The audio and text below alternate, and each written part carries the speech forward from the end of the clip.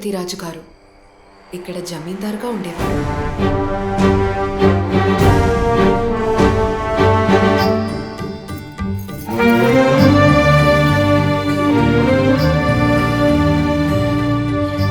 నా భర్త వీర గజపతి రాజు గారు ఈ రాజ్యానికి కాబోయే రాజు.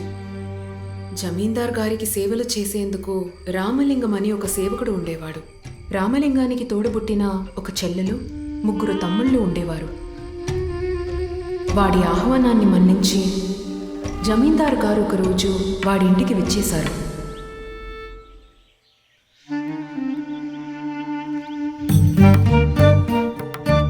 అక్కడ వాడి చెల్లెల్ని చూసిన జమీందారు ఆమె అందానికి ముగ్ధుడై ప్రేమలో పడ్డాడు. ఆ తరువాత తరచూ జమీందార్ వాడింటికి వెళ్ళేవారు. ఒక తరుణంలో ఆమెని 3వ అర్ధాంగిగా పెళ్లి చేసుకుని మా ఇంటికి తీసుకొచ్చారు.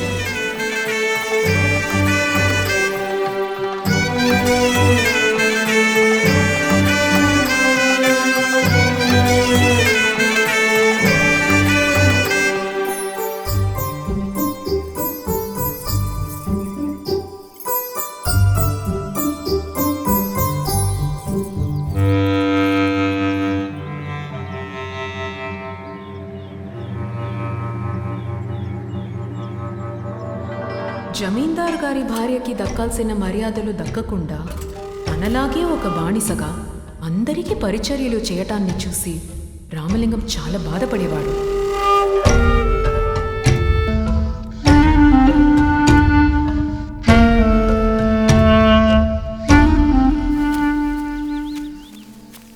ఒరే రామలింగం, చెప్పండి అయ్యా. నీ చెల్లె నాకు అర్థంగా అయిన తర్వాత కూడా నా ముందు ఇలా చేతులు కట్టుకుని నిలబడడం నాకేం నచ్చలేదురా.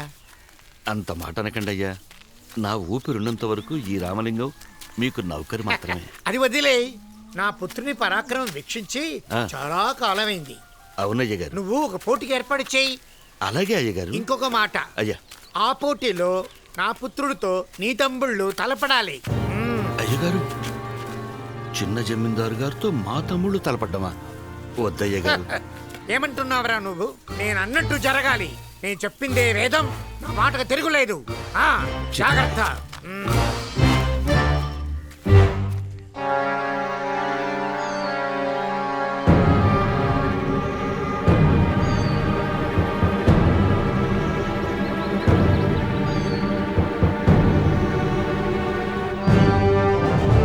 విజయోస్తు.